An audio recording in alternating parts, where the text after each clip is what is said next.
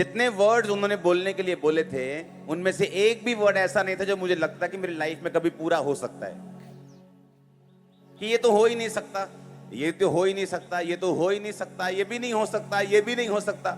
इतना वीक और इतना लो उस समय मैं अपनी लाइफ में फील करता था, और है भी था। लेकिन परमेश्वर ने मुझे बताया कि मैं तेरे विषय में ये सोचता हूं। अब अगर तुझे वो प्रैक्टिकली लेना है तो तुझे भी वही बोलना होगा जो मैं तेरे विषय में बोलता हूं। आप ब्लेस्ड हैं, आपका फ्यूचर ब्लेस्ड है, आपके पास दुनिया की हर बेस्ट चीज होगी, आपकी लाइफ बेस्ट होगी, आपका फाइनेंस बेस्ट होगा, आपको किसी चीज की कमी नहीं होगी। यहोवा आपका चरवाहा है। आमीन। चाहिए बरकत हमारी ये चर्च। तो जो परमेश्वर के दिल में है, आपको वो प्रैक्टिकली लेना है कि नहीं? फिर आपको अपना दिमाग और सोच और सेंस साइड पे रखनी होगी और आत्मा से चलना होगा।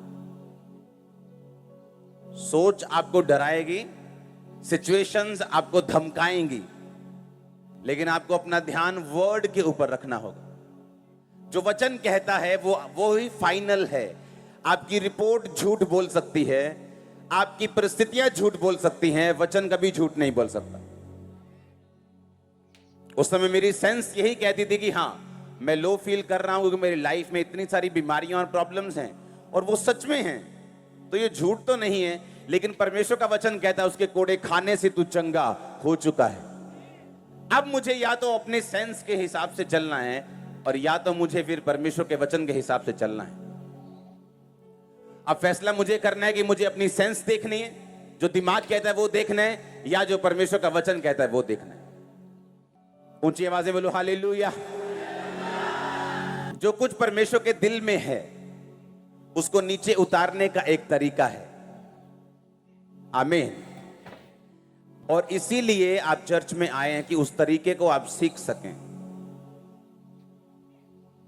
हम चर्च में इसलिए नहीं आए कि हम क्रिश्चियन हैं और हमें एक आज्ञा मिली है कि संडे के संडे चर्च जाना है, तो इसीलिए हम चर्च में आए हैं। अब परमेश्वर के दिल में क्या है?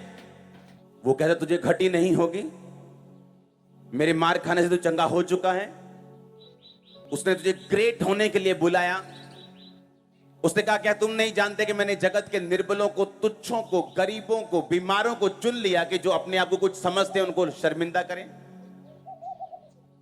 तो जो कुछ परमेश्वर ने आपके लिए चुना है, मैंने कहा परमेश्वर आपको स्पिरिचुअल तरीका भी देता है उसको पूरा करने का।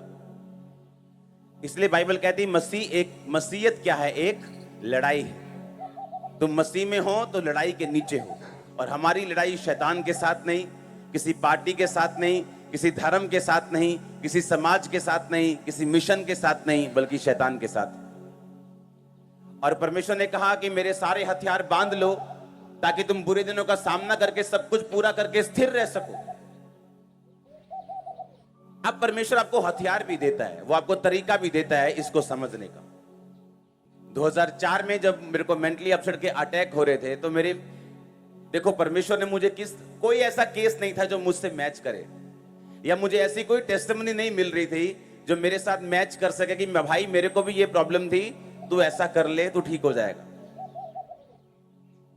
एक भी नहीं। और मेरी प्रॉब्लम क्या थी कि शैतान एक क्वेश्चन लेके आता था और मेरे दिल में डालता था, और उसके बाद मैं उस पर बहस करता था दिल में ही।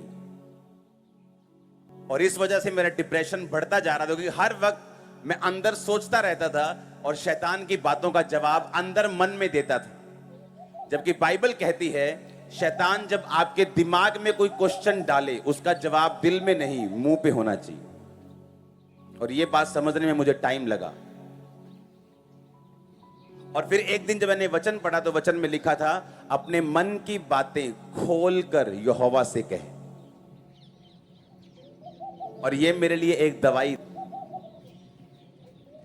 सुनो, अपने मन की बातें खोलकर किससे कहे? कि अपने मन में उधड़ बिन लगा रहे।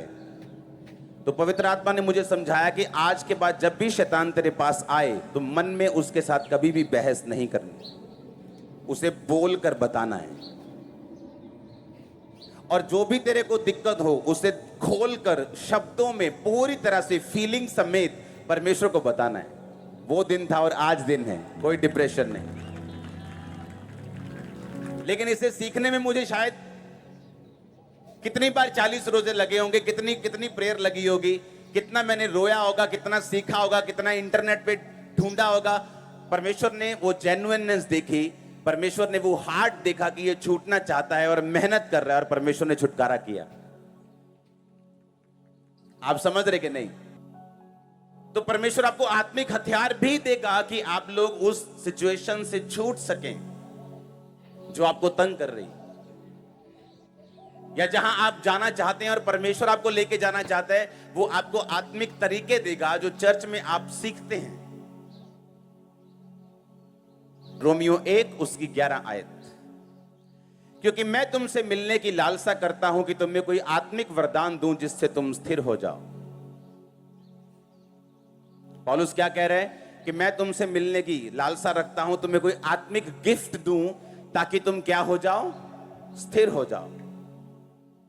अब जब पौलुस बात कर रहा है वो बीमार से भी बात कर रहा है, हाँ या ना?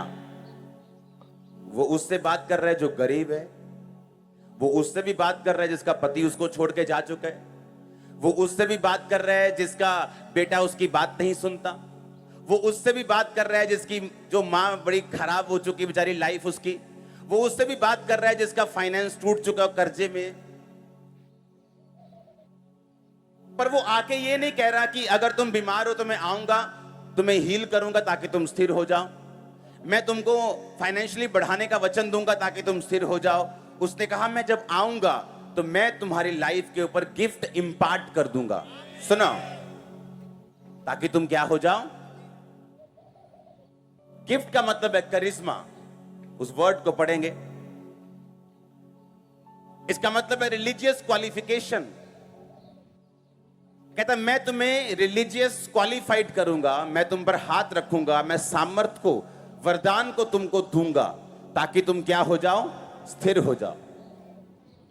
पंजाब के बाहर बहुत सारे पास्टर्स हैं जो इस मिनिस्ट्री के सन्स एंड डॉटर्स हैं, जब वो मिलने के लिए आते हैं बोलते हैं हमारी चर्च इतनी बड़ी है, इतनी ग्रो की है, और जब लोग हमारी चर्च में आते हैं वो पूछते हैं क्या ये खामरा की ब्रांच है? कहता हम कुछ नहीं बताते उनको, पहले उनको कुछ मालूम नहीं होता, हम उनको जानते नहीं, वो हमको नहीं जानते, लेकिन जैसे ही चर्च में एंटर करते बोलते एक खामरा की ब्रांच है क्या? कहता सेम अनॉइंटिंग हमें फॉलो कर रही है, सेम गिफ्ट फॉलो कर रहे हैं, सेम बरकत फॉलो कर रही। और जब लोग उन्हें देखते हैं, वो देखते हैं यार ये 30-40 साल का बंदा है,